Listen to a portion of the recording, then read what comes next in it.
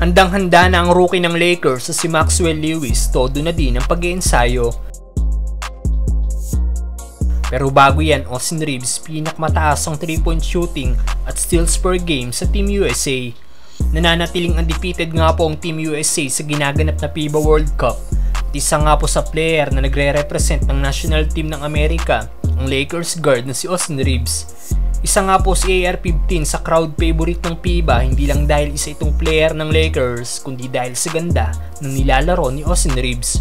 At sa 4 games ng nilaro ng Team USA, lumalabas nga po na si Reaves ang may pinakamataas na shooting sa 3-point area, averaging 54.5% shooting.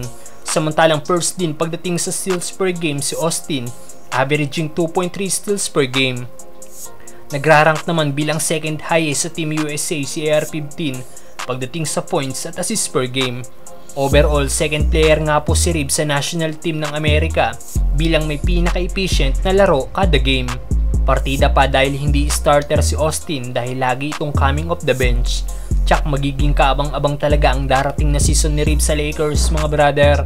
Samantalang Lakers rookie na si Maxwell Lewis, todo na din ang ginagawang pag-iensayo. Isa nga po sa rookie ng Lakers ngayong darating na season ng small forward na si Maxwell Lewis.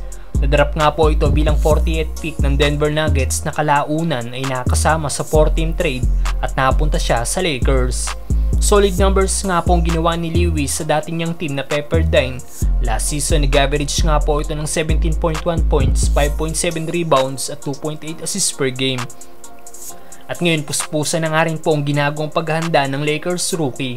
Tara, panoorin natin ang ginawang practice ni Lewis.